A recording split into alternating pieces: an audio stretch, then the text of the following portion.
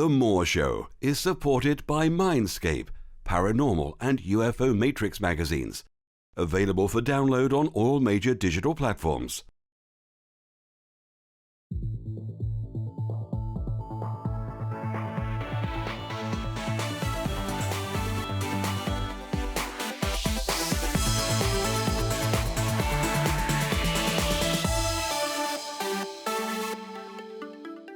The comments and views expressed on The More Show are those of the people that make them and do not necessarily reflect the view of Kevin Moore, The More Show, or this radio station and its affiliate or sponsors.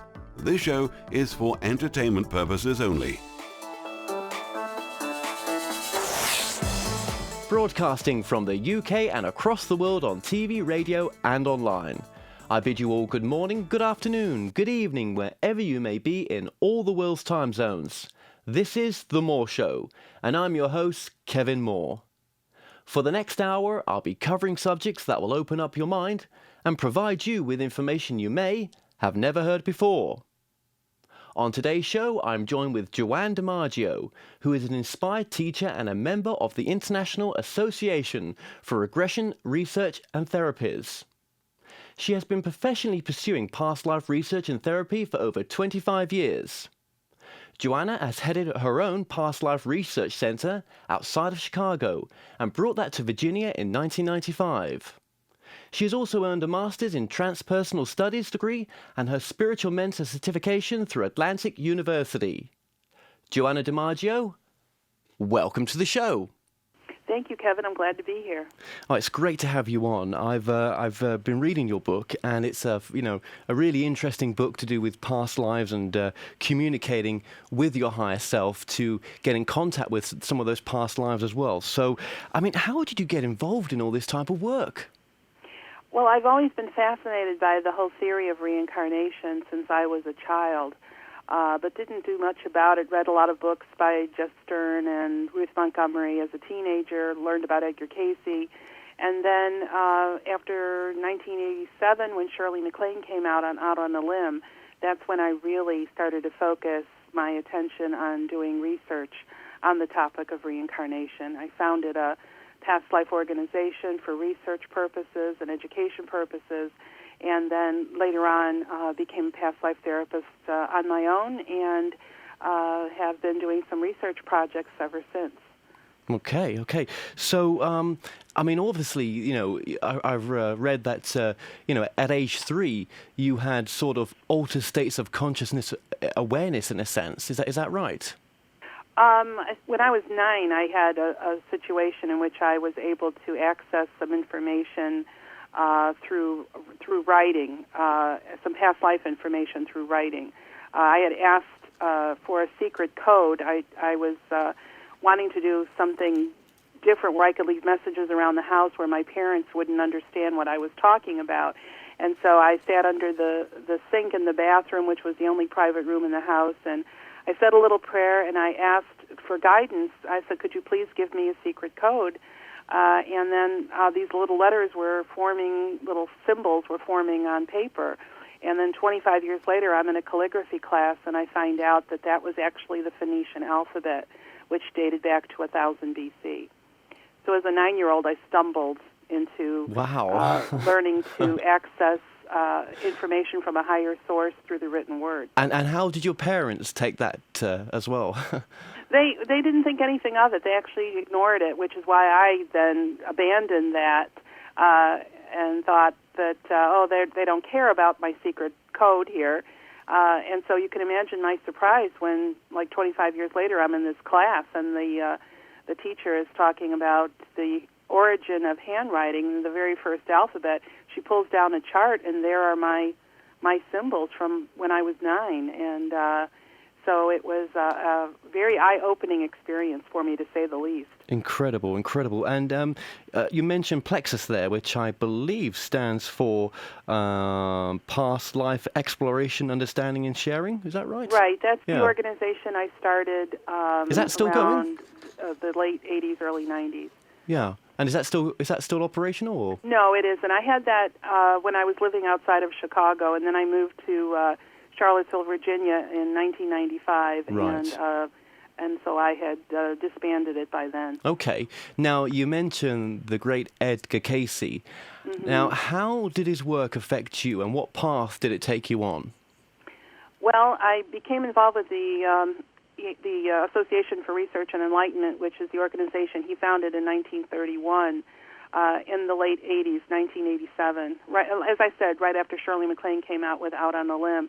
And I began to study the Cayce readings and was fascinated by the life readings that he gave, in which he was giving people information about their past lives. And so over the years, I stayed with the ARE. I met some incredible speakers, people on the leading edge of study for reincarnation, among others, and formed friendships with these people, worked with these people, and they helped me to learn a lot more about it. And then I decided to get my master's degree. So I took classes at Atlantic University, which Mr. Cayce also founded the same year that he founded the ARE. And that's when I started to study his readings on inspirational writing. And from that, I developed a technique that I called soul writing and combined that with my passion for past life work. And that's what this book is my new book is based on. Okay, so quite a bit of research then and work to do with the Cayce Foundation, and obviously, you know, this was a great benefit to you as well at the time. Now, you know, can anyone do soul writing, and if so, how does it work? Well, soul writing is a written form of meditation. So for people who are regular meditators, they know that they can get some very profound information when they enter this altered state of consciousness, which basically is just doing some deep breathing and clearing out your mind and just allowing messages to come through from a higher source. Cayce said that it's our birthright to communicate with Source, and that's what this is. It's communicating with a higher power and allowing those messages to come through you, through your soul, out your arm and your hand, and then onto the paper if you're doing it by hand, or you can also do it on a keyboard. And yes, anybody can do it. Most people are successful the first time they try it. Okay, so this is very different to sort of, you know, automatic writing. I mean, what are the differences? Well, there are many differences between the two. Edgar Cayce's readings, he's talking about he perceived some dangers in automatic writing compared to what he called inspirational writing. And I have those outlined in my book. But one of the things really is that with inspirational writing, the information is coming from through your soul, coming from a higher source. With automatic writing, it may not be so. It may be that you're bringing in some lower influences that are coming through. So with the soul writing, you always do a meditation. With the automatic writing, usually there is no meditation. Right. With soul writing, you have a total awareness of what you're writing. Automatic writing, you don't. With soul writing, you're just allowing the writing to consciously allowing the writing to proceed. With automatic writing, you have really no control of your hand. The writing is just happening by itself. With soul writing, your handwriting is the same. With automatic writing, it's different. And mostly the biggest difference is that with soul writing, you're getting guidance, you're getting gentle nudges, whereas with automatic writing, it sometimes is directing or impelling you to do something. So you've still got to have that sort of leap of faith to just go with it and, you know, like you say, it's not like your hand's being taken on a journey, you know, you're in control, but it's taking that leap of faith of whatever's going to come through, just go with it and you know, accept it. And I mean, I'm guessing you can write quite a bit. Right. It's a stream of consciousness writing. So you are just basically, you know, closing your eyes, doing some deep breathing, saying a prayer of protection. I always include a prayer. Surround myself with white light before I do any work with spirit. I see. And then you ask for guidance, and you can ask for guidance on any topic you want. It could be, it doesn't have to be about your past life. It could be about an issue with a relationship, or about illness that you're dealing with, or about a loved one, or your finances or a career. There's just no limit to the kind of questions that you can ask, because just as you would pray, you can ask for anything, and you're expecting an answer. So with this, it's the same thing. You ask a divine source for assistance, and the beautiful thing is it's available to you 24 hours a day, 7 days a week.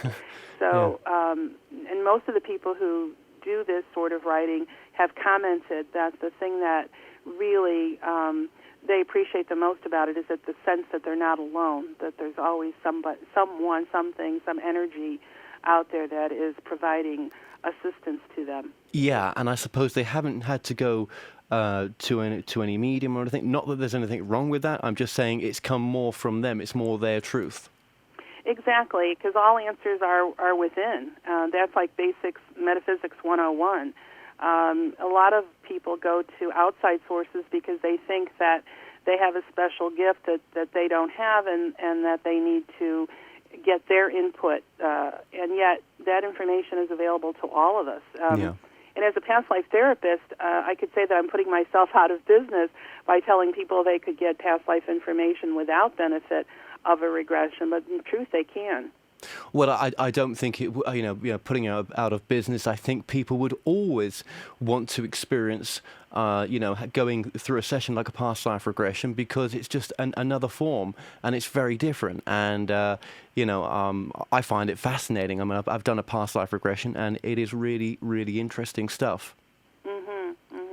And the people in my book, I asked them. I took them to the life that was most impacting them in the here and now. And it was really interesting because none of them went to the life they thought they were going to. So that was one of the fascinating things that came out of that research project. But they were able to see the parallels between what was going on in the past and what was going on in their current life. Right. And that enabled them to then resolve some of those issues and free themselves to move forward. Okay. Well, we will get into that as well, because it's just, it's really the key to a lot of some of these answers as well. And with the questions that you should ask when doing this work, for example, just going back to the soul writing, the meatier they are, the heavier they are, in a sense, you will get the answers to it, and it makes it more interesting, would you say? Oh, absolutely. The deeper the question, the deeper the answer. So it really it behooves people to really stop and think about what kind of information they're looking for, and then devise a question that will get to the root of it.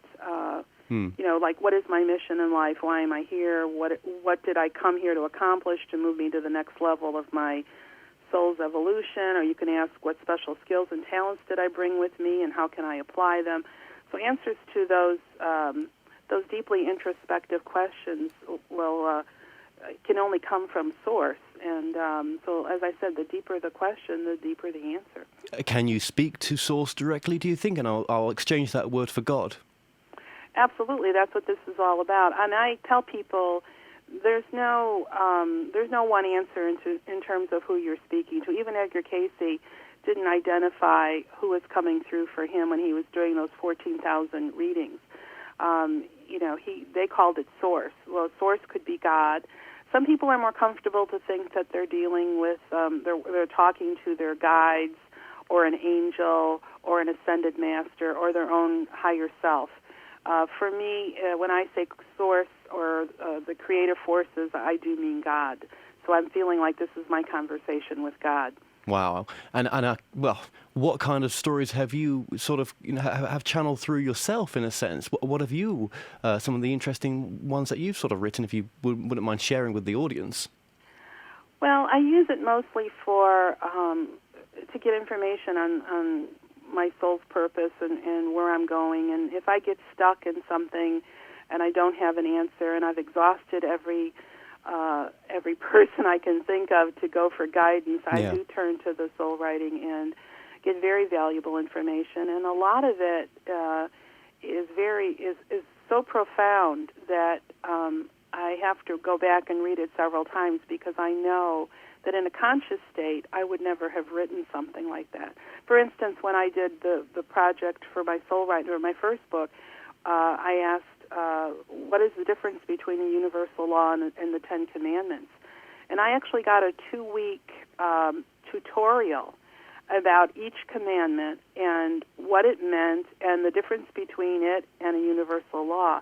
But the very first time I asked that question, in the middle of the message, what I wrote said, "There is no universal law that begins, 'Thou shalt not.'" And I would never have thought of that in a conscious state. And when I wrote that, I stopped writing, actually, and I had to sit back and reread that over several times because it was so true. So that's the sort of aha moments you get when you do this writing, something so definitely deeply profound that under normal circumstances in a conscious state, you would not have thought that, you would not have written that. No. So then you know that this is coming from a much higher source. I mean, and also, that just goes to show, for your own proof as well, that we don't live in a fear-based universe. We don't live in a judgmental universe. I'm sure there's karmic laws or something like that, but a judgmentalism comes from ourselves in a sense. Exactly. And that was, for me, it was a very deeply profound experience to go through this and to understand about how the universe works and how the universal laws are really different from what we consciously perceive of as the laws by which we live by. And so that was very moving to me, and I learned a lot from that. Well, there's always that common one that I mention on the show sometimes, which is in all the religious texts: don't do to others what you wouldn't want done to yourself. Right. And I think that's another good one that keeps coming to me as well for some reason. Well, I suppose with your work as well, once you go down this path of, this writing, the soul writing, it must sort of enhance your psychic abilities. There must be some changes as well that take place within you as well. Oh, absolutely. You increase your intuition tremendously. And I remember one time I was taking a walk, and I was thinking about a former friend of mine that we had a falling out, and I missed her very much and wanted her back in my life, but had no clue whatsoever how to do that. And so as I'm walking, I am hearing in my head information on, you should go home and you should write this letter. And I was like, well, I don't think she'd respond to something like that. And the message was persistent. Do this, and it'll be fine. And so I came home and used the writing to compose a letter to her, which I sent, and she immediately responded, and we resumed our friendship. So that's the result of me developing a relationship with those that are guiding me, my invisible friends that are guiding me, and giving me some advice on how to deal with a situation that I didn't know how to deal with on my own. So that was an intuitive heightening of an intuitive sense that I didn't have before, and that has been steadily increasing as I go along. So I think you can't help it when you're in touch on a daily basis with spirit in this way, and you have this two-way communication going on. You're having a conversation with spirit. You're writing a question, you're getting an answer. You comment on that answer, and the conversation continues. I think there's no way that you won't be positively affected by that. No, and I guess in this sort of conscious state that we are now, having this discussion, for example, the kind of things that you've described that have come through for you would not normally, like you said, be something that you would you'd state basically. So there's something else channeling through in the work that you do, definitely. Right, because I'm a writer by profession. I worked in the Chicago media market for many years. I was in different advertising agencies writing copy, and so I know the difference between writing in a conscious state, if I'm writing a brochure or a press release or something like that, and then I flip into this other form of writing, it is completely different. As a matter of fact, I used the soul writing to produce a line of greeting cards because I was meditating. I love famous quotations, and I was meditating on this one famous quotation, and then I felt the need to write. So I meditated on the quotation, and then I got a response. And one of them, and I got maybe 25 of them, and the information I got from Spirit was these would make really great greeting cards. So I made them into a greeting card, and I entered one of them into the International Association for the Greeting Card Association, the equivalent of their Academy Award, so to speak, of the greeting card industry. And the one I did, which they put it in the category of sympathy, was cited for its creative excellence. It was one of 6 in the world cited for its creative excellence. Now, I didn't sell a lot of cards based on that, but to have something that I wrote in this altered state be chosen as one of 6 for its creative excellence said it all to me, that this was coming from a much higher source and had infinite value beyond what I even considered. That's incredible.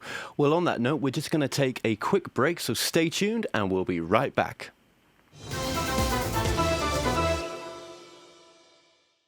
The Moore Show is in partnership with Ozark Mountain Publishing, taking readers beyond the unexplained. The Moore Show is supported by Mindscape, Paranormal and UFO Matrix magazines, available for download on all major digital platforms.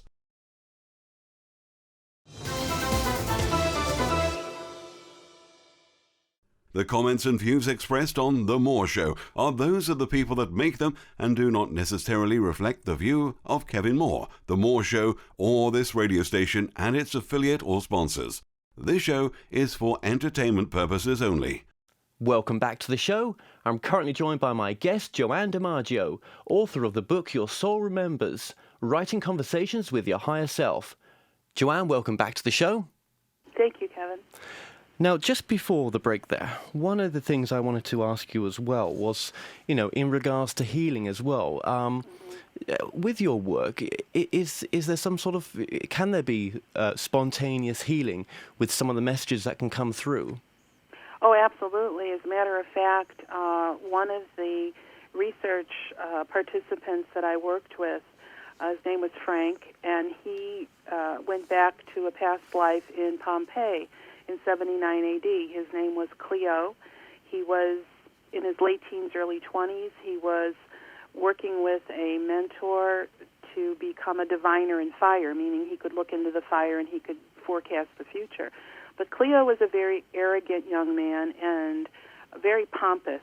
And although he was gifted, because he was so arrogant, nobody believed anything that he said. So when he saw that Vesuvius was going to erupt, and he tried to warn people, nobody believed him. He was so distraught by this that when the volcano did erupt, he went into the caves and he suffocated along with the others there. Well, we did the regression in 2011, so here we are 2,000 years later, and we're doing this regression. And it wasn't the regression that made the impact. It was the soul writing session immediately after the regression. When I asked him, I said, see if you can get anything in writing that'll add to what we've already experienced. Unbeknownst to me, Frank was suffering from asthma and had been all of his life. And when the first words that he wrote were, he asked a question, asthma, the result of seared lungs, with a question mark. And then he put 2 and 2 together, that the asthma in this life was the reminder, don't do what you did the last time, because in this life he was basically doing the same work. He was talking about communicating with the other side. He had written many, many books. He appeared before people as a teacher. And so the asthma was triggering the memory from the past. Don't be arrogant. People need to believe you. You need to be credible. The moment that he made the connection between the two, the asthma disappeared. It was the first case of spontaneous healing that I've had in my practice, although I know many other past life therapists have experienced that as well. That's how powerful this is. That is very, very powerful. And again, with your work, no matter what sort of religious background you're from, you can still access this connection that we speak of.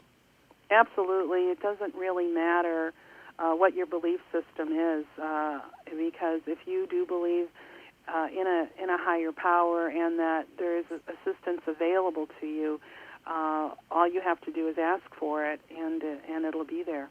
Okay.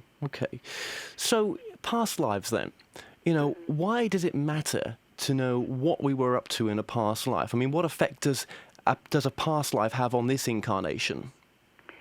Well, we are the sum total of all that we have ever been. So you've accumulated a lot of lessons and talents and abilities also, because people sometimes think that karma is always bad, and it isn't. It's sometimes a plus. If you've acquired a talent, say that you were a healer in a previous lifetime, you've brought that ability in with you now. You may not realize it or understand it, but many times we have special talents and abilities that just come naturally to us, that there's no rhyme and reason why they should. So that's on the plus side. Lessons and issues that we haven't finished will impact us in this life, which is why I asked people when I did the regressions on those 50 participants, I said, go to the life that's impacting you now. Because I didn't want to do it for entertainment purposes. I wanted it to have a real research aspect to it. So, and they all went to a lifetime. None of them went to a life, by the way, that they thought they were going to go to. They all went to a completely different lifetime. Right. And they could see that some of the issues that they were dealing with now had their origins in this other lifetime. And then once they made that connection, they were able to understand it, see it clearly, and resolve it, and then move on. So it was a incredible tool for healing and for understanding who we are as spiritual beings in a physical body, having a physical experience. Right. So some of those most personal thoughts to ourselves of why that we act certain ways or think certain ways that we've never understood really, there most probably is a key in the past that we've brought into this life that we never sort of healed in a past life, perhaps. Right. Your likes, your dislikes. When you meet people, sometimes you have this instantaneous feeling that you've known them a long time. They seem oddly familiar to you.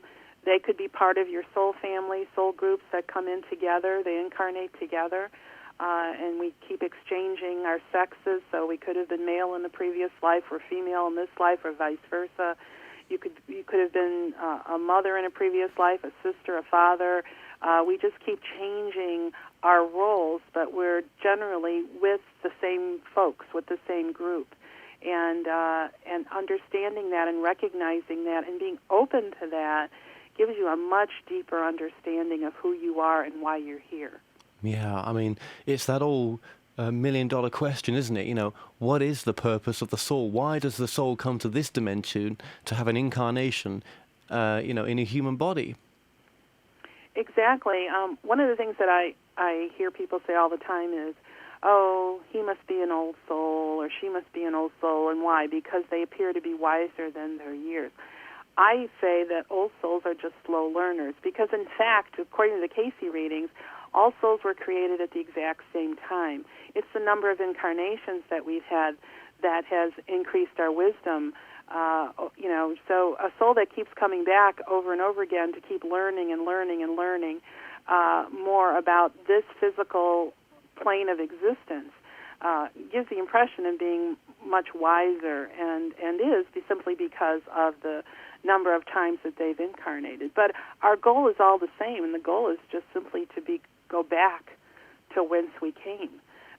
So when we're finished with this sojourn of ours, of experiencing life on this physical reality, and experiencing everything we can possibly experience, then we simply return to where we came from. Okay. Which is our home. To the home. But I've also, and I'm about to as well, interview other people who say that there's many dimensions, there's multi-universes of existence to go to think that just going home is the only level. The more spiritually advanced these souls seem to be, the different levels that they're attracted to. Oh, right, absolutely. Most people don't think, can't really take this all in, and so when they're thinking about it, they're thinking simply about, life on this planet and then going back to source.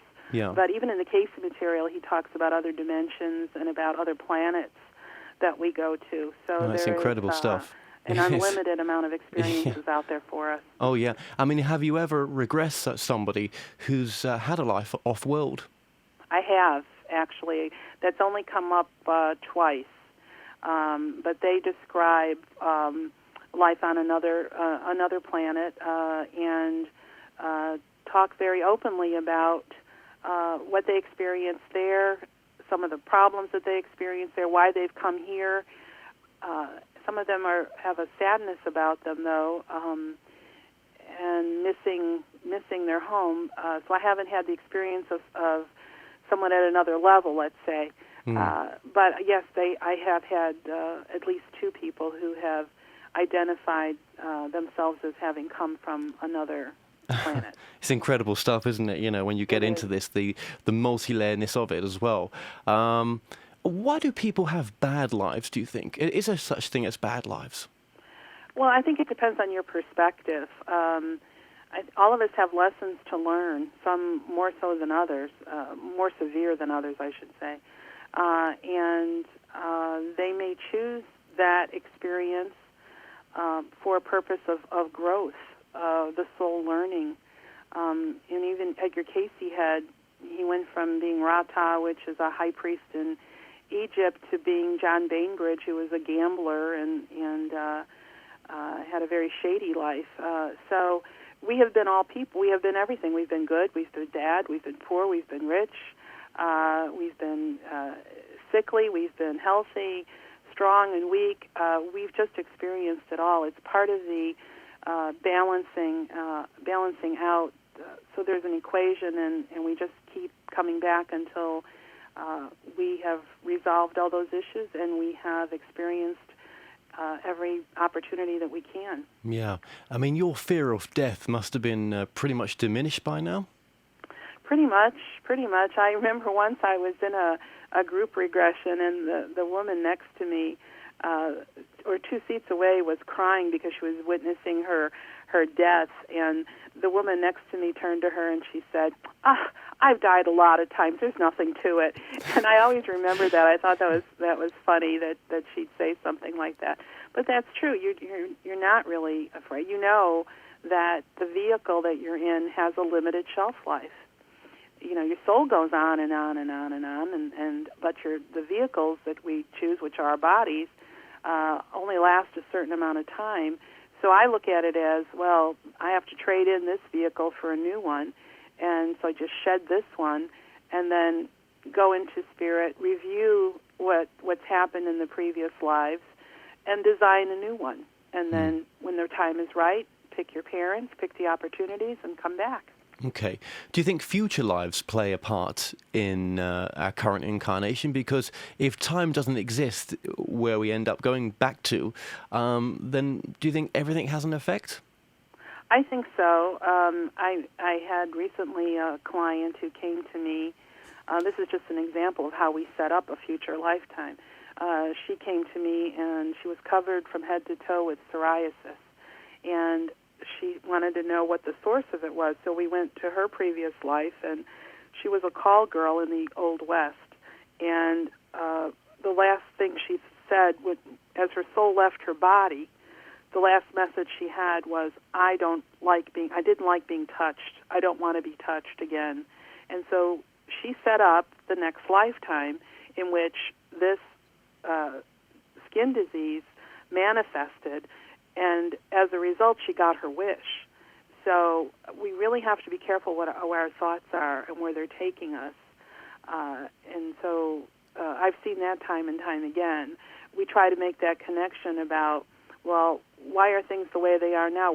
How did you set this up? What happened before? And that's one of the values of doing past life exploration, is that it very clearly shows you how you are the master of your own fate. You create your own reality, and you set up a future lifetime based on your actions and your desires and the things you're thinking of in this life. Isn't that incredible, the power of intention? I mean, that was from a past life intention. You'd have thought that would have been healed as soon as she, arrived back home. But no, it carried on and was brought into this life. It was her last thought. And I often tell people that to pay very close attention to the last thing you think as your soul leaves your body, because that very often sets up the next lifetime. Okay. I really want to move forward here and go towards your latest work. Now, your book Soul Remembers. What was the basis behind this book then? Well, I had used soul writing to acquire past life information in several ways in my own life. So when I wrote my first book, Soul Writing, Conversing with Your Higher Self, that was one chapter in it about how to use it for past life information. I decided to conduct a research project to see if anybody could do that.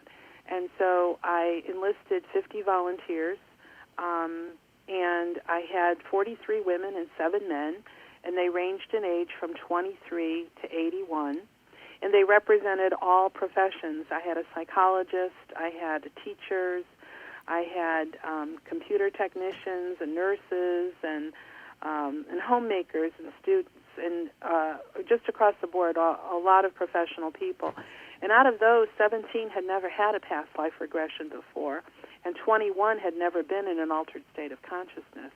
So what I designed was a sort of entry-level past life regression to go to the life that was impacting them now, and then when they were coming out of the regression, not completely awake yet, but still in that altered state, I put a journal on their lap and a pen in their hand, and I said, now ask your soul if there's any additional information it could provide to you that you did not get in the regression, something that will expand on what you saw or answer a question or clarify something. And while they were doing the writing, I was doing the writing as well. So I was asking my source, please give me information that I can help so-and-so, whoever I was working with. So I was writing while they were writing, which is called the companion mode of healing. So it was based on shamanic journeying.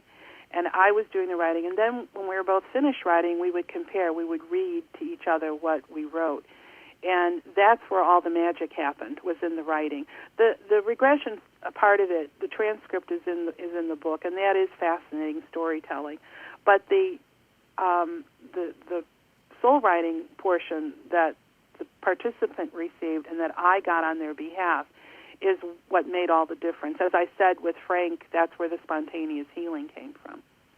Okay, well, we're going to get more into this when we just come back after the break, so stay tuned and we'll be right back.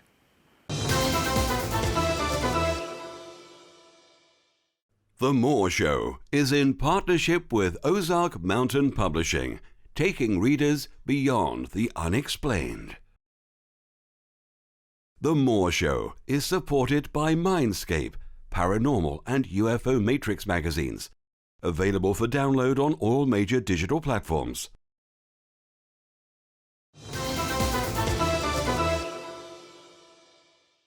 The comments and views expressed on The More Show are those of the people that make them and do not necessarily reflect the view of Kevin Moore, The More Show, or this radio station and its affiliate or sponsors.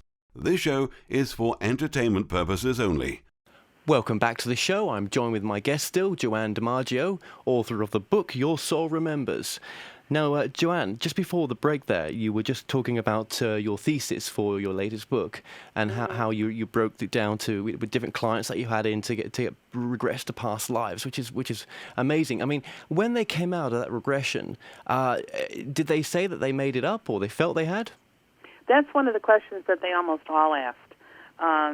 Is it real or did I just imagine this? And can any of this be proved? And who's really doing this writing? It's not really me. And why should I even bother to do this? I think that most of them were stunned at what they received. I could tell because I could see the look on their face. They were trying to process it as quickly as they could. That's why I gave them all a few days. Because often after a regression or even a soul writing session, some information will still be coming in afterwards. It doesn't end right at the moment that the session ends. It just keeps going. You get some bleed through as the days go by.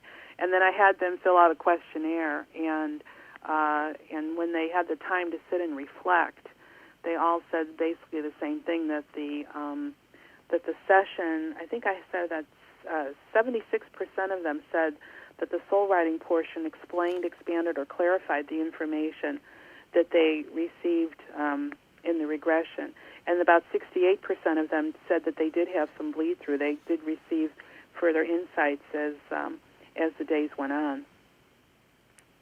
So with some of these cases then that we were just talking about, I mean, were some of them quite atheist in nature? I mean, what was it, a complete spread?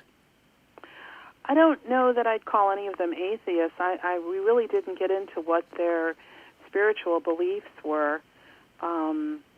So I don't have any statistics about that end of it. I did ask them if they thought that when we did the writing, if we were connected to the same source, and 68% said that they thought we were. So they were saying, well, whoever you're getting your information from, that's where I'm getting my information from too. So they made that connection, which I thought was also fascinating, that they thought that we were communicating with the same higher power. Yeah, I mean, obviously, you've listed the different chapters of your book as well with the different centuries. So obviously, each client, went back to a different century for a cause or a reason to go back there. What was the most sort of astonishing story that came out from this? Well, other than the one I told you about Frank and his trip back to Pompeii. The thing that surprised me the most was the fact that I ended up having 3 people go back to the same time period, which was the 13th century, and they each had a similar experience, although they did not know each other. They talked about going. One of them was, well, 2 were male and 1 was female, and the first one said that he was a female in that life. It was the 1200s sometime, and was living somewhere in England or France, and said they were working in a kitchen and were very happy, had a very contented lifetime. And the only thing that she was worried about was these marauding soldiers who would come into town and hurt the women. So she described the life as precarious, and she said that she was at risk from men who roamed the woods. So she has twins, a boy and a girl. The girl survives, and she hides in the cave with the daughter, who's 10 or 11 years old, and we're hiding from men with bad intentions. And then eventually these marauding soldiers come in and pull the daughter and drag her away. Another one described her life as happy and content, but was afraid of these ironclad soldiers who would appear. They came, she fed them, they became drunk and assaulted her. She defended herself, and she killed one soldier, and then she's killed. And then I had another man who also saw himself as female, said the same identical story. A group of soldiers came in, and he said they took a little girl, and then said, I think I'm that little girl. So the 3 of them did not know each other, but they were all describing basically the same scenario. And so that was, to me, a very clear case of a soul group who was attracted to this project and came in and described the same circumstances and the same results. And the interesting thing, one of them, the one whose daughter was dragged away, in this lifetime, the exact same thing happened. Her daughter was accused of a crime, and the police came and dragged her away from her mother. So it happened a second time. And it's just fascinating to see these patterns repeating themselves and uncovering where did they first happen and what can we do to make sure it doesn't happen again. I mean, did anything come out more from the woman whose daughter was taken away recently? I mean, was there? What was the issue? What was part of the karmic cycle there? For her, yeah, you mean? Yeah. I'm not sure if she ever figured that part of it out. She knew that she had done as much for her daughter as she could, and it was just interesting how that previous lifetime foreshadowed the life that they had now. Yeah. And she said that the thing about this life, however, is that although her daughter is imprisoned, she can at least see her and she can help her and be with her, whereas in the previous lifetime she wasn't able to do that at all. So for her, she said that forgiveness was her big issue now. Right.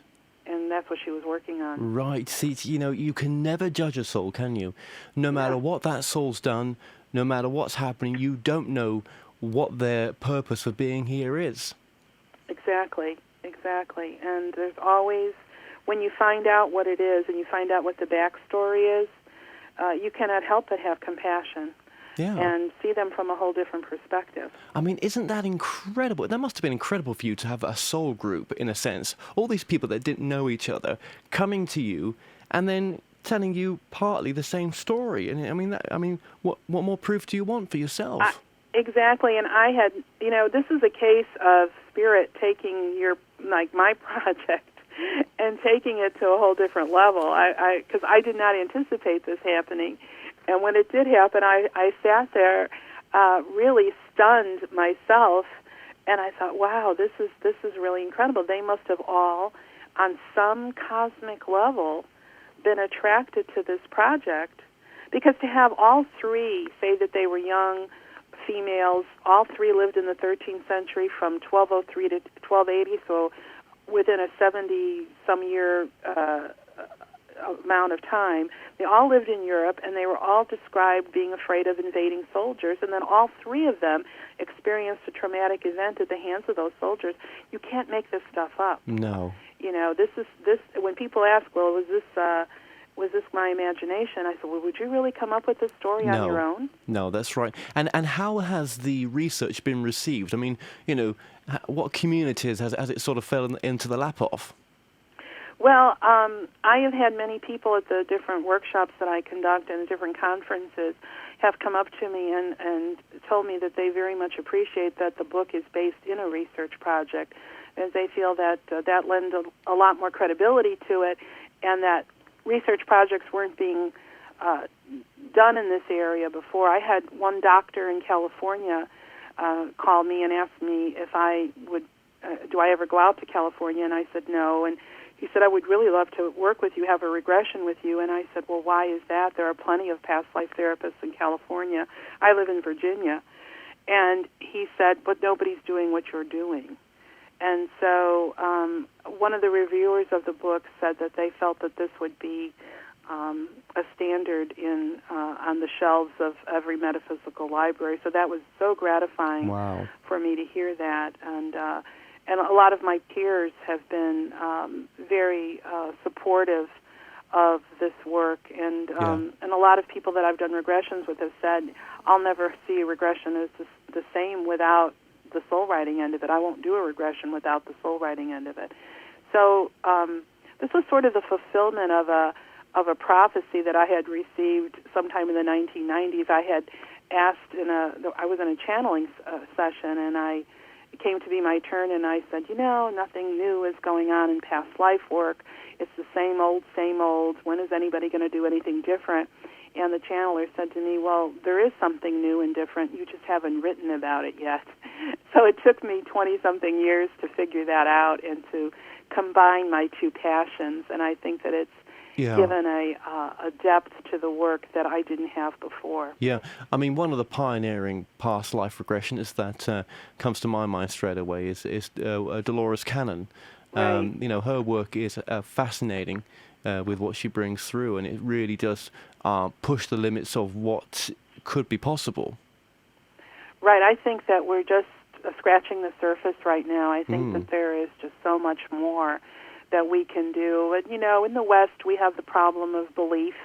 The majority of people, I know in the United States, do not believe in reincarnation. And so a lot of people think of it still as woo-woo work. But those of us that have dedicated our lives to it and are doing this sort of research are doing it to show that there's much more to it than simple entertainment or, all the people who want to be somebody famous in a past life. I get that all the time. Yeah. Here in Charlottesville, we have several who claim to be Thomas Jefferson. So, sorting through all of that you know what I've and read coming about down that? to the basic John Does and Jane Smiths who have very ordinary past lives, Well, here's something but are doing interesting. some very deep healing work. This is what it's all about. Well, here's something interesting. Sorry to sort of butt in here. I did read in a book that the reason people think they've lived a past life as someone famous is before they came to this incarnated as a soul into a body, they actually downloaded a life of that person to have a reference of some sort in their life. For example, let's just say the Christ consciousness, it was available to be downloaded for them, so that when you have these people that say they're born-again Christians and stuff like that, and they've had a Christ-like experience, maybe it's that part of them that they downloaded, i.e. the Christ consciousness, that's, a reawakening at that moment. I don't know. It was just something very, very interesting, that was all. That is interesting. I've been seeking information on different theories about why there are so many people claiming to be somebody famous. And one of the theories is about strands, that strands of our soul, of one soul, may come into the soul of another person. So you may have one person who has, say that it is Thomas Jefferson, so you'd have one strand of his idealism would be in one person, one strand of his issue with money, dying bankrupt, would be in another person, and perhaps his old issue with slavery, the bigotry, would be in another person. And so, but they all would have a sense that that's who they were. So that's one possibility, and it can get very complicated when you start thinking about it. Yeah. But and you'll have to say to yourself, well, somebody had to be that soul, correct? I mean, they're entitled to reincarnate just as someone who led a very nondescript life does. So it's pretty fascinating. Oh, yeah. But with your work, I suppose you have to make sure you remain very grounded in the now, because, being here and living this life is obviously, like I always say to a lot of people, very important. This is the reason why you're here, for this moment now, for this conversation we're having now. Exactly. That's what this is all about. It's about the here and now, and it doesn't really matter who you were. It matters more what you learned and what you brought in with you. Yes. Now, with your work as well, obviously, do you need to have a regression and then do the sort of soul writing to get the answers of whatever problems are in the moment now that relate to a past life? No, not at all. As a matter of fact, the way I really got started with this was I was listening to a tape, a subliminal tape for writers called Start Writing Now. And the suggestion was that you would create a mental movie and you would see yourself writing and that you were successful and your story, you had something important to say, and, put all those subliminal messages in you. And so I was playing that because I wanted to make my commercial writing better. And as I did that, when I created this mental movie, and when I did, I saw a woman with long dark hair coming downstairs with a candle in her hand, and she sat at a desk and pulled out a piece of paper, took the pen, a quill pen, and started writing. And as she was writing, in my mind, I was seeing her writing, and then I started to do the writing, and then I was getting what amounted to diary entries from the 18th century. And it stunned me because I thought, I don't write like this. This reads like a romance novel. What is this? And that went on for several weeks. And then I realized that what I was actually doing was communicating with a past life aspect of myself. And I ended up like with a 600-page manuscript of a previous lifetime that I had in the 18th century, which was it was a really very long and difficult event in my life to go through that, and yet I learned a lot from it. Yeah. And I didn't know anybody else was doing that until I read Frank DeMarco's book called Chasing Smallwood, in which he actually had a conversation with Joseph Smallwood, who was a past life aspect of Frank, who lived during the Civil War. Incredible. So here you have Frank in this lifetime communicating with Joseph, who is actually him. It's his soul, and through the writing, he's having a conversation with him about what life was like during the Civil War in this country. So, when I read that book, I just realized how powerful this method of communication can be, especially when it comes to past life recall. Well, I'm sure there's many more books to come from yourself as well. Now, you also do private sessions. I think you lecture as well. And where can you get the book from? So just give us your website and just a bit of information. Sure. My website is joannedimaggio.com. It's JoanneDimaggio.com. And the book is available through Amazon. Okay, and the lectures and stuff, that's all that information is available That's on my website, right. I speak different parts of the country. I'll be in Austin, Texas in May, and then I'll be speaking in Chicago in July, but those sessions are listed. And I also teach an online course through Atlantic University and the ARE. And if you go on edgarcayce.org, under education, you'll see the e-courses there. Those are 4-week online courses that I have people from all over the world taking those. Oh, wonderful, wonderful. And just finally, what would you say is the most important message from your book? That you're never alone, that there's guidance available to you at any time, and that soul writing is like your phone home card, and you can use it 24 hours a day, 7 days a week to get information, not only about your past lives, but about every aspect of your being. Well, Joanne Dimaggio, thank you so much for joining us today. Thank you so much for having me. I've enjoyed it. Well, we've come to an end on today's show. Don't forget that you can listen and watch all our past interviews on The More Show's official YouTube channel. Remember to subscribe to our YouTube channel for new daily shows. You may also find out more on all past and upcoming guests via themoreshow.co.uk. And do like us on Facebook and Twitter for the latest updates. So until next time, be safe.